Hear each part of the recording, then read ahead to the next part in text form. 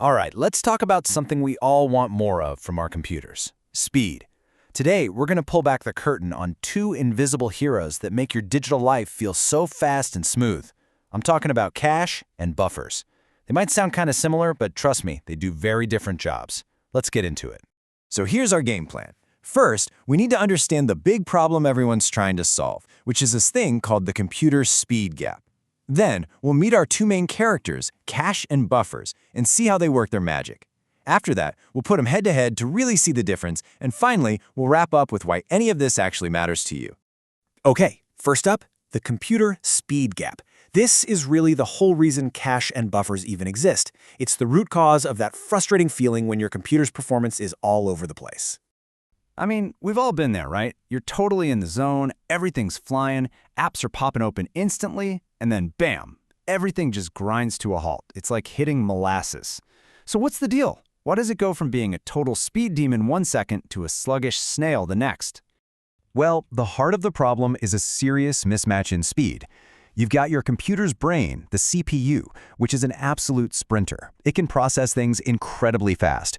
But then you have the main memory, or RAM, where all your data lives. It's more like a marathon runner. It's got stamina, but it's way slower. So your super fast CPU ends up just sitting there, tapping its fingers, waiting for the memory to catch up. And that waiting is a massive performance bottleneck.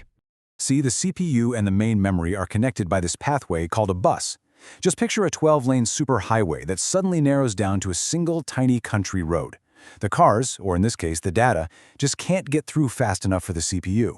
To fix this, engineers put our first hero, the cache, right in between to act as a bridge over that speed gap.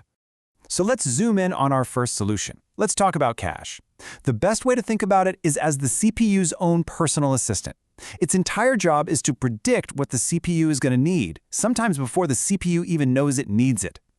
So what is it really? A cache is just a small, super fast temporary storage spot. It holds copies of data that the CPU uses a lot. That way, instead of making that long, slow trip all the way back to main memory every single time, the CPU just checks the cache first. If the data's there, which we call a cache hit, boom, access is pretty much instantaneous. The real magic of cache is all about location and cleverness. It's physically right next to the CPU, and it's built for one thing and one thing only: pure, unadulterated speed. Now, it's way smaller than your main memory, but it's a lot faster. And here's a really cool little technical detail. Unlike main memory, which is organized by specific addresses, cache is often what's called content addressable. That means the CPU can just shout, "Hey, who's got this piece of data?" instead of having to look it up on a map. It makes finding things incredibly fast. Okay, so that's cache. Pretty cool, right? But it's only half the story. Now we need to talk about our other unsung hero, the buffer. Think of this one less as an assistant and more as a data coordinator, or maybe a traffic cop for information. Now, a buffer is also a temporary holding area, just like a cache, but its purpose is totally different. A buffer is specifically there to hold data while it's in transit, while it's being moved from one place to another. The buffer's whole reason for being is to handle speed mismatches between two different things. The absolute classic example is video streaming. The internet is going to send you video data in these chaotic little bursts, but you want to watch a perfectly smooth movie. The buffer is what catches all those bursts, lines them up, and then feeds them to your screen at a nice, steady pace. That's what prevents all that stuttering and pausing. You see the same thing when you print a document or even just type on your keyboard. The buffer holds the data to smooth out the flow. All right, we've met the whole team. Now it's time for the main event, cache versus buffer. Let's put them right next to each other so we can really lock in the difference once and for all. And this really boils it all down. Over on the left, you've got cache. Its one and only goal is to speed things up for the CPU. Its strategy? Keep copies of stuff that's used all the time. It's the personal assistant. Then on the right, you have the buffer. Its goal is to manage the flow of data between two different things, like the internet and your video player. Its strategy is to just hold on to data temporarily during the transfer. It's the traffic controller. So one is for speeding up repeated actions, the other is for managing mismatched speeds. So what's the big takeaway here? We have a super fast assistant and a patient traffic controller. Why does this matter in the real world? Well, it's all about this invisible dance that happens behind the scenes to make everything feel effortless.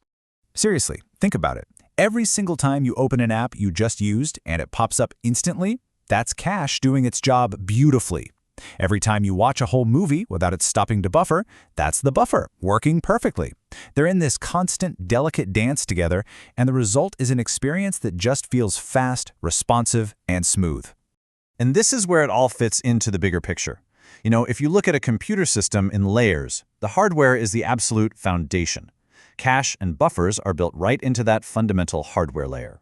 On top of that, you get the operating system, then other system tools, and then, way up at the top, you have all the apps that you actually use every day. Everything you touch, everything you interact with, is built on this foundation. Without that high-speed data management happening at the very bottom, the whole thing would just be slow and clunky. So with cache and buffers, we've come up with some pretty brilliant solutions to some big speed problems. But you know, our data just keeps getting bigger, our internet connections keep getting faster, which really makes you wonder, right? What's the next great bottleneck going to be? What's the next big speed challenge we're going to have to solve? It's a pretty interesting question to think about. Thanks so much for tuning in.